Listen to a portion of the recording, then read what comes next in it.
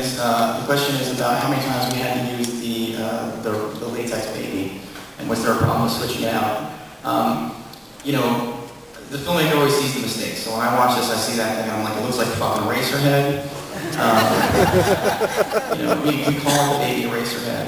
It actually, it got stopped customs because they wrote baby on it. Brilliant. So yeah, I mean, I think there are problems. You sort of get what you pay for, and we had nothing.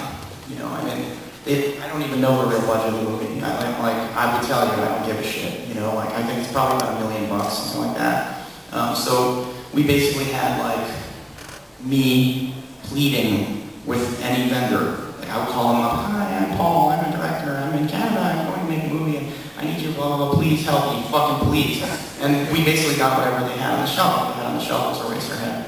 So we got Eraserhead, we tried to shoot around it a lot. But it's a good question, you know, like the first thing they tell you, like when you're like, I want to do this movie, and the titular character is a baby, and this is my first feature, and they're like, what?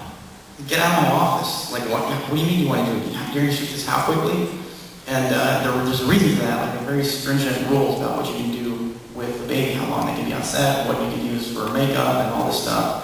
And it can become really problematic if you need very specific things. So we made a decision from the beginning, like despite what you just seen, I promise you I'm not a sociopath. I love children, and it's very difficult for me to see them cry. It's one of the reasons people sort of like wriggle in their seats so much is because like it's just hard to watch a baby cry. I mean, it's very difficult stuff, and it's woven into the soundtrack and all this stuff.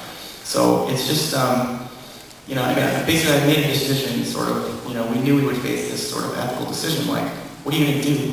You know, you can get the baby to cry, I'm not going to poke a baby to get it to cry. Adam Green, right? I'm not going to do it. You know, I mean, so basically we made a decision to sort of trust the universe to give us whatever organically we would get from the baby and sort of contextualize it afterwards, and it worked, you know? I mean, there are definitely things you can do to charm a baby.